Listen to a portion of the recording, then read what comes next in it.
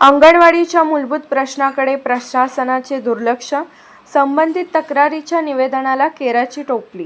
तारदाळ तालुका हातकणंगले येथील काही अंगणवाड्यांमध्ये गेली अनेक वर्षे अंगणवाडी सेविका व मदतनीस यांचा मनमानी कारभार चालू असून शासनाच्या मूळ उद्देशालाच केराची टोपली दाखवली जात आहे.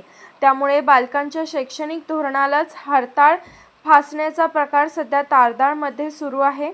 याबाबत मुख्य कार्यकारी अधिकारी, बालविकास प्रकल्प अधिकारी, तारदाळ ग्रामपंचायत यांनी अंगणवाडी सेविकांचे सखोल चौकशी करून कायदेशीर कारवाई करण्यात यावी असे निनावी पत्राद्वारे निवेदन देण्यात आले आहे.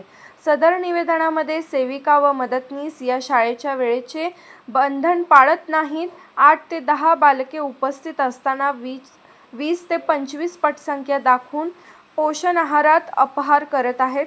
शाळेच्या वेळेत अंगणवाडी सेविका घरामधील व वैयक्तिक कामांना प्राधान्य देत आहेत.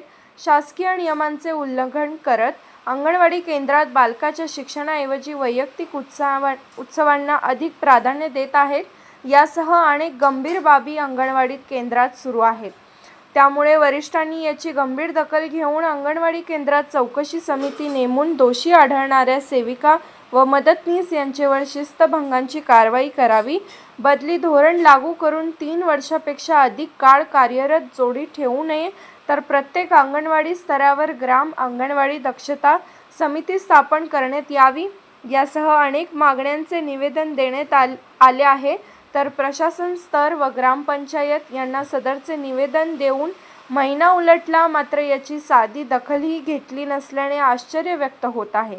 लहान मुलांचा पाया याच अंगणवाडीतून घडत असल्याने या मूलभूत प्रश्नाकडे संबंधित प्रशासन का लक्ष देत नाही असा प्रश्न निर्माण झाला आहे. त्यामुळे तारदाळमध्ये अंगणवाडीमधील बालकांच्या शिक्षणाचा फज्जा उडाल्याचे चित्र सध्या दिसत आहे.